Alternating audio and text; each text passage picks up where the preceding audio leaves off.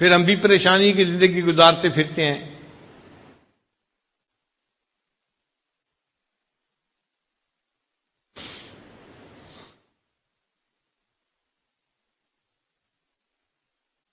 وہ طریقہ جس سے کہ اللہ تعالیٰ کا غیبی نظام انسان کے ساتھ شامل ہو جائے، انسان کی مددگار بن جائے، وہ ایک ہی طریقہ ہے کہ انسان گناہوں کو چھوڑ دے۔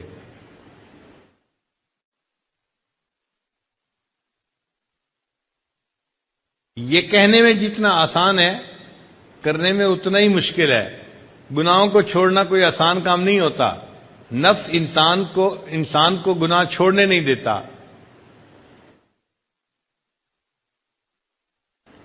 ایک نوجوان آئے، حضرت کیا کریں، بد نظری نہیں چھوٹتی۔ بھئی اللہ کا خوف اگر دل میں ہوگا پھر تو بد نظری چھوٹ جائے گی، اور اگر اللہ کا خوف دل میں نہیں ہوتا تو کیسے چھوٹے گی بھئی؟ پھر میں نے اسے ایک طریقہ سکھایا۔ میں نے کہا دیکھیں، آپ چاہتے ہیں کہ کسی غیر کی طرف دیکھیں، اور اس وقت اس لڑکی کا خاوند آپ کی طرف دیکھ رہا ہے یا باپ آپ کی طرف دیکھ رہا ہے، تو کیا اس وقت آپ اس کو بری نظر سے نظر اٹھا کے لڑکی کو دیکھیں گے؟ اس نے کہا جی نہیں، اگر اس کا خاوند پاس ہے تو خاوند تو میرے ساتھ جھگڑا کرے گا، لڑائی کرے گا، اور ہو سکتا ہے کہ مجھے تکلیف پہنچائے، تو خاوند دیکھ رہا ہوگا تو میں اس کی بیوی کی طرف نہیں دیکھوں گا۔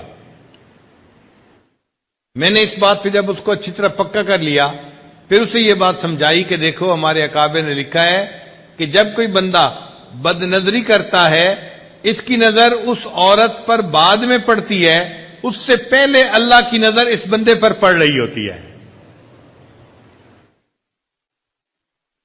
تو بندے کی نظر غیر محرم پر بعد میں پڑتی ہے، اللہ کی نظر بندے پر پہلے پڑتی ہے۔ اللہ دیکھ رہے ہوتے ہیں، اچھا تم ادھر بھی دیکھ رہے ہو، ادھر بھی دیکھ رہے ہو، ادھر بھی دیکھ رہے ہو، للچائی نظروں سے اس کو بھی دیکھ رہے ہو، تو ہماری ان بدعمالیوں کا پھر وبال ہمیں بھگتنا پڑتا ہے۔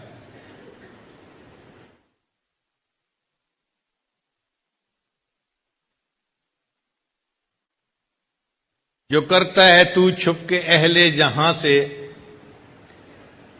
جو کرتا ہے تو چھپ کے اہل جہاں سے، کوئی دیکھتا ہے تجھے آسمان سے۔ اللہ تعالیٰ آسمان سے ہمیں دیکھ رہے ہوتے ہیں، ہم دنیا کے لوگوں سے چھپ جاتے ہیں، اللہ سے نہیں چھپ سکتے۔ چنانچہ یہ گناہوں کی وجہ سے آج ہم پریشانیوں کی زندگی گزارتے ہیں۔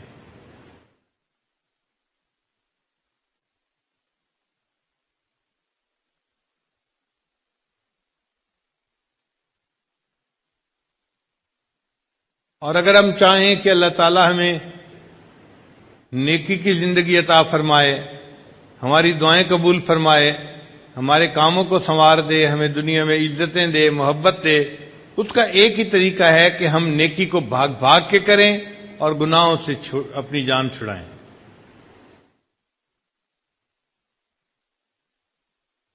اللہ تعالیٰ نے انسان کو دنیا میں اس لیے بھیجا، خلق الموت والحیات لیبلوکم ایکم احسن عملا، یہ آزمانے کے لیے کہ تم میں سے کون بہتر عمل کرتا ہے۔ چنانچہ تفسیر روح المعانی میں لکھا ہے کہ احسن عملا، بہترین عمل کا معنی کیا ہے؟ وہ فرماتے ہیں کہ ایسا بندہ اسرع فی الخیر، جو نیکی کا کام کرنے میں جلدی کرے، بھاگ کے نیکی کرے، وَأَوْرَعُ مِنَ الْمَعْصِیَہ، اور معصیت سے بچنے میں دوسروں سے زیادہ جلدی کرے، ایسا بندہ احسن اعمال کرنے والا ہوتا ہے۔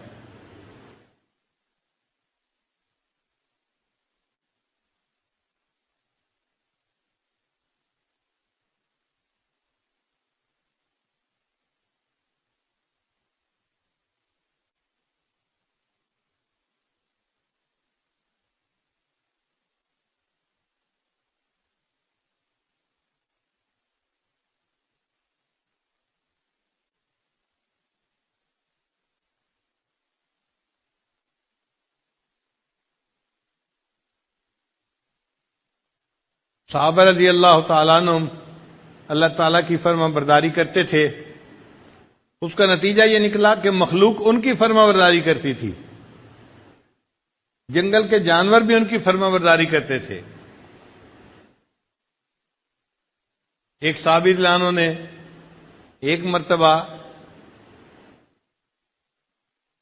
وہ لشکر سے پیچھے رہ گئے، ان کو سمجھ نہیں لگ رہی تھی کہ لشکر گیا کہاں ہے، اب بڑی مشکل پیش آ رہی تھی، دائیں جائیں بائیں آگے یا پیچھے کدھر جائیں، ان کو سمجھ نہیں لگتی تھی۔ اتنے میں انہیں ایک شیر نظر آیا تو انہوں نے شیر کو اپنے پاس بلایا اور کہا کہ دیکھو تمہیں انسانوں کی مہک جلدی محسوس ہو جاتی ہے، مجھے پتہ نہیں چل رہا، تو مجھے میرے لشکر تک پہنچا کے آ۔ شیر نے اپنی دم ہلائی، چنانچہ یہ صحابی شیر کی پیٹھ کے اوپر بیٹھ گئے اور شیر ان کو جیسے گدھا اپنے سوار کو لے کے پہنچاتا ہے، شیر نے ان کو ان کے لشکر تک پہنچا دیا اور پھر واپس چلا گیا۔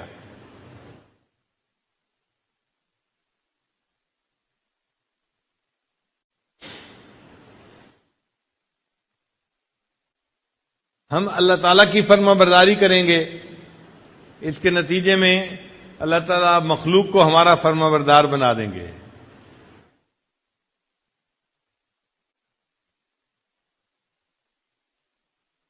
اللہ تعالیٰ رزق کے خزانوں کے دروازے بندے کے لیے کھول دیتے ہیں۔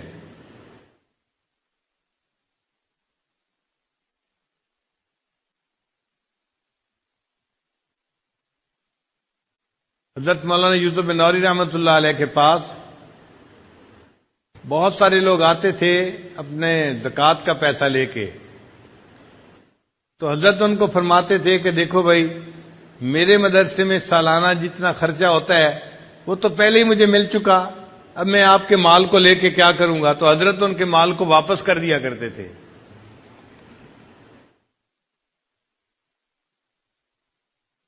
پھر ایک ایسا وقت بھی آیا کہ حضرت پورے سال میں کسی سے مال نہیں لیتے تھے، صرف رمضان میں لیا کرتے تھے۔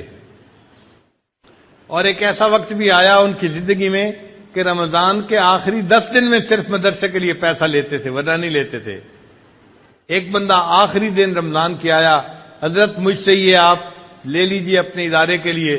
فرمایا دیکھو بھائی، جتنا سال کا خرچہ ہے وہ تو پہلے سے میرے پاس موجود ہے، اور جو فالتو پیسے ہیں وہ مجھے پنجاب کے مدارس میں بھجوانے ہیں، تو بجائے اس کے کہ میں یہ تکلیف اٹھاؤں بھجوانے کے، آپ خود ہی ان کو وہاں بھجوا دیں، آپ کو اللہ اجر عطا فرمائیں گے۔ آج مدرسے بنانے والے پریشان ہوتے ہیں کہ جی کوئی تعاون کرنے والا نہیں، اللہ تعالیٰ ایسے معاونین بنا دیتے ہیں کہ جو بندے کے سارے جو ہے خرچوں کو خود اٹھا لیتے ہیں۔ یہ اللہ تعالیٰ کی طرف سے خصوصی رحمت ہوتی ہے بندے کے لیے۔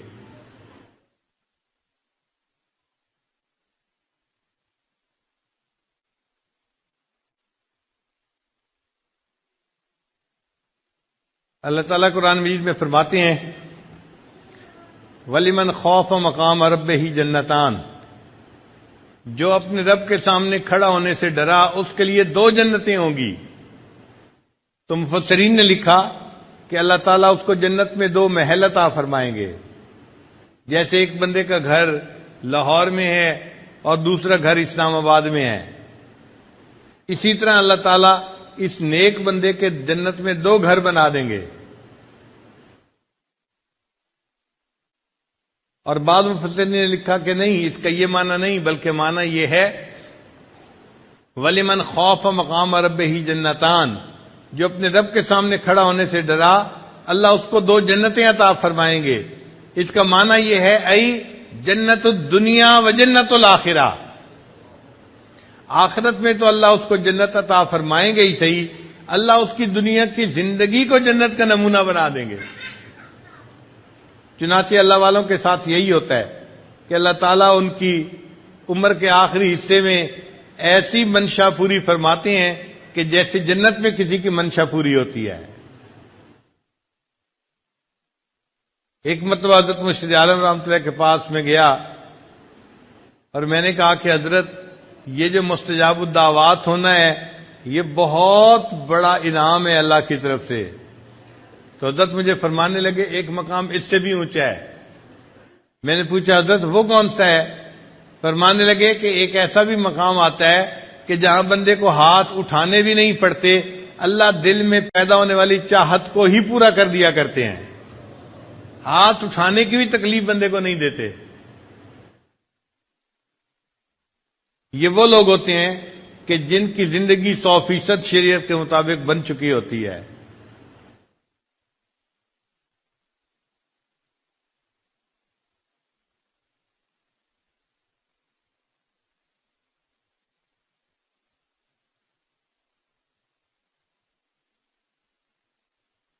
حضرت مولانا فضل الرحمان گنج مراد آبادی رحمت اللہ علیہ کبھی کبھی بیٹھے بیٹھے کہا کرتے تھے جنت کا مزہ آ رہا ہے، جنت کا مزہ آ رہا ہے، یعنی دل میں اتنا سکون ہوتا ہے کہ ان کو اس دنیا میں بیٹھے ہوئے جنت کے مزے آ رہے ہوتے ہیں۔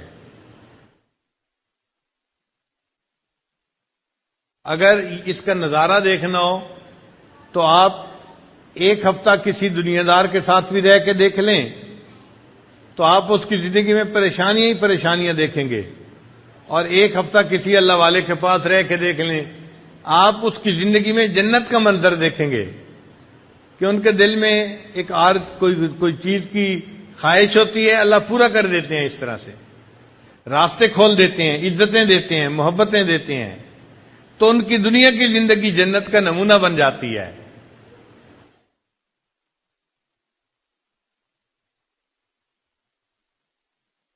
تو آج یہ کنسپٹ ٹھیک کر لیں، یہ نہ سوچیں ہمیں پڑوسی نے تنگ کیا ہوا ہے، ہمیں رشتہ داروں نے تنگ کیا ہوا ہے، مجھے بیوی نے تنگ کیا ہوا ہے، مجھے خاوند نے تنگ کیا ہوا ہے۔ بھائی کسی نے کسی کو تنگ نہیں کیا ہوا، ہمیں ہمارے نفس نے تنگ کیا ہوا ہے۔ ہم آج نفس کے اوپر جو ہے زبردستی کریں اور اس کو شریعت کی لگام پہنا دیں تو دیکھنا اللہ تعالیٰ ہمارے لیے کیسے عزتوں کے دروازے کھول دیں گے۔ www.darsequran.com